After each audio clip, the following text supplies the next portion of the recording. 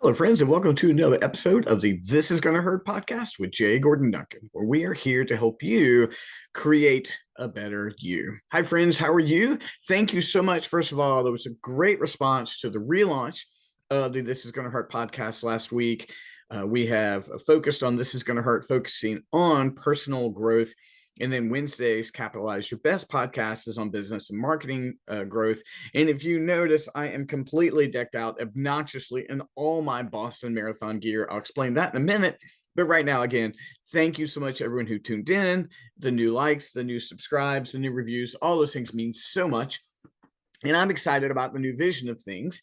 And today, what we're going to do is we're going to talk about creating memory anchors. And I'm going to explain what that is in a minute. But now let me explain my ridiculous outfit. This is typically the hat I wear on Saturday mornings anyway. And this is my Boston Marathon jacket. I do not wear this jacket much. I bet you in total, I've worn it maybe 15 times ever.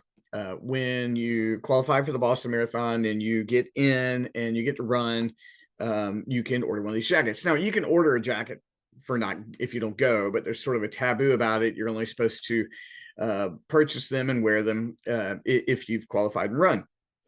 And so this is from my run. And I really only wear it on significant race days and that kind of thing. Well, before I hop into the story of the topic today, this is historic marathon weekend, half marathon here in Fredericksburg. And they're doing something different this year. They're doing the Esprit de Corps challenge, which you do a 5K on Saturday and you do the half marathon, on Sunday. So this morning was the 5K challenge. I won the Grandmasters division, which was a lot of fun. And then tomorrow we'll run the half. And so on certain race days, I will grab this and put it on afterwards, wear it towards the race. I'll probably do this again tomorrow. And so I have not showered, so I'm a bit smelly. And didn't realize it until I sat down here that I was decked out in full Boston gear. But that's where we are today. But I had a great race. I had a great 5K. Tomorrow I'm looking forward to running with 5,000 runners on just one of the best courses in all the country for the historic Marine Corps historic half marathon here in Fredericksburg. So let's talk about memory anchors. Now, memory anchors can be good or bad. Memory anchors are placeholders that we set in the midst of circumstances.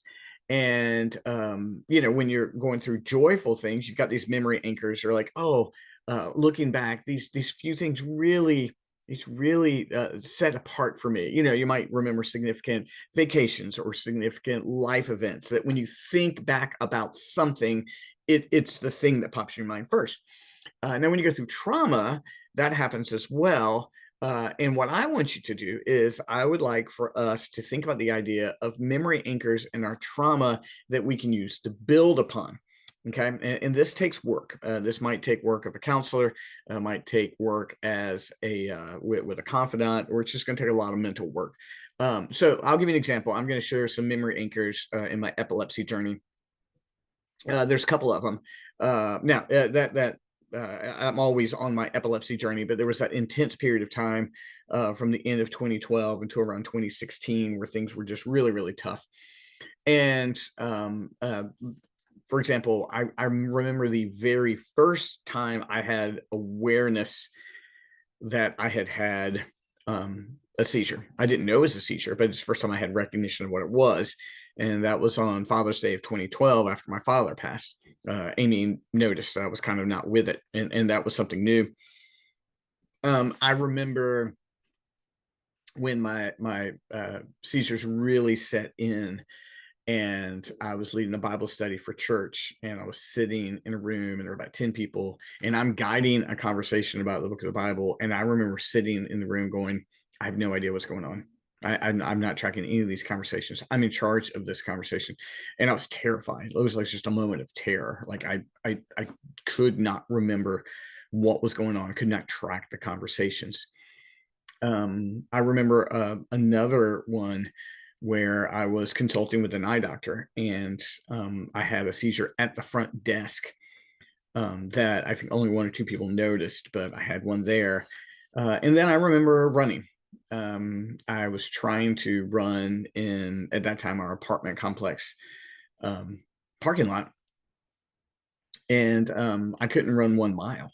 I could not put the brain focus to go 1 mile, and my body was just blasted out with medicine. And I ran about half a mile or so, and I stopped and I just cried and I walked home. Now I have dozens of other memories, but those are really significant. That very first time where Amy, asked me, "Hey, are you okay?" And I was like, "Oh, I just lost my train of thought," but I knew something was going on, right? That moment of terror when I couldn't tell what was going on in the room, that public seizure when I was consulting with an eye doctor, and then losing my ability to run. Now, there's a couple things we do with that. We all, and again, guys, I'm not encouraging any of you to revisit trauma that you are not prepared to wrestle with. But in our difficult circumstances, we have those moments. We have those. I mean, there's probably a couple more, but those are the ones that just really, really stick out. Like I remember those significantly. And I remember my brain. I mean, I remember, like I said, in the first case, I remember thinking that was weird. In the second case, I remember being terrified. In the third case, I was embarrassed. And in the fourth case, I was just so sad. I was just devastated. I couldn't even run anymore. Um, I look at those and I'm like, those are the ones that pop to mind. And as I have progressed through the trauma of the experience, and as I've tried to continue to grow physically and mentally and every other way, um, I attach new meaning to those things because our experiences are what they are. We attach the meaning to the experience. No one else does. That's a very stoic philosophy, but it's true. I mean, the only meaning any experience has is what we attach to nothing else. So people are like, "Oh, that was awful." You might get to something and be like, "That was terrible," and someone goes, "No, it really wasn't that bad." And you're like, "What are you talking about?" Right? Or you'll be in a fight with someone and you're like, "Don't you feel anything?" And they're like, "No." And you're like, "How? We're having like the same experience," but no one has the same experience. Our interpretation of experiences gives us all the meaning, all the meaning. And that is a Stoic philosophy, but it's just flat out true, right? I mean, the meaning of experiences is attached to it by us, which means we can change the meaning of experiences if we do it professionally or purposely, or even with some counseling, whatever the case may be. But I remember thinking through each one of those incidents and deciding what was going to happen. Like, for example, that first seizure, I didn't know it was a seizure. So at that moment, it didn't mean anything to me. I was like, "Oh, that's weird," right? The second one, as I mentioned, I was terrified. Third one, I was embarrassed, and the fourth one, I was just devastated, right, with running. So I look back at those now, and what those memory anchors do for me is I attach meaning to them. I'm like, in that first one, that first seizure, in front of Amy and the kids, I never want to put them through that again. I don't always have that control, but I'm like, okay, what do I have to do to never be in that situation again? Well, for me, that's how I eat, how I exercise, how I take care of myself, right? When I look at that situation where I was leading the Bible study and I was terrified, like I don't know what's going on. Well, then what do I need to do differently about that? Well, one, I have to train my brain. My epilepsy med, all it does is put a ceiling on the effects of the seizure. So I still have them, but they don't manifest as strong. So I look at that and I'm like, I don't ever, I got to train my brain. I got to, aside from just taking care of myself, like what am I going to do to make my brain sharp?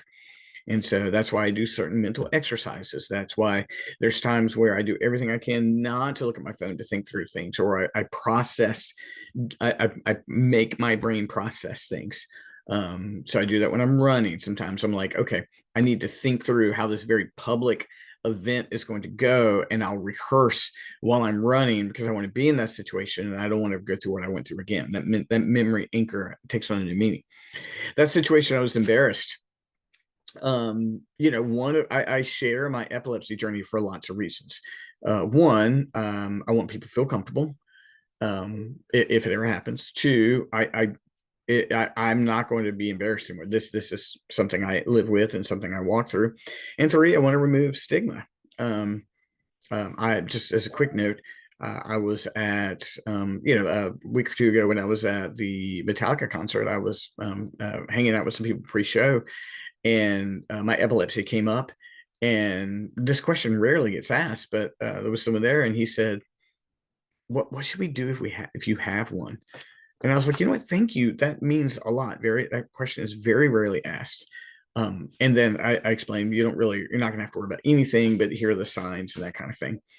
And so I'm not going to be embarrassed anymore. And I'm choosing to say I will not be embarrassed anymore, because I talk about it. I want people to know, hey, this is something I go through. If you see it, that's what happens, right? And then four, when I was devastated and I couldn't run, I'm like, I'm never going to go back there again. I'm never going to go back there again. And that's one of the reasons why I train so hard, push so hard. I know that just regular exercise is helpful. Endurance running specifically is helpful for my pain meds.